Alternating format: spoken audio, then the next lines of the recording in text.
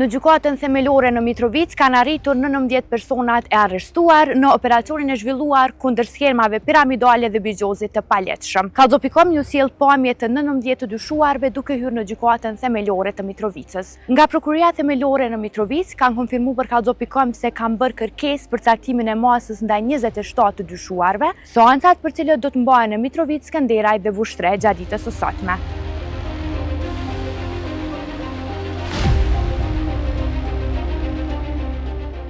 Prokuroria themelore e Mitrovicës në bashkëpunim me policinë e Kosovës kanë zhvilluar një sër operacionesh të shtunën me datë 18 prill 2026. Fillimisht kanë shoqëruar në polici 34 persona të dyshuar, ndërkaq 29 prej tyre janë ndaluar për 48 orë e pjesa tjetër janë liruar në procedurë të rregullt.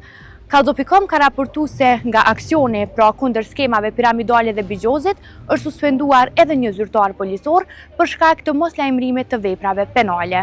Në këtë aksion, sipas prokurisë së Mitrovicës, janë sekuestruar 170.000 euro.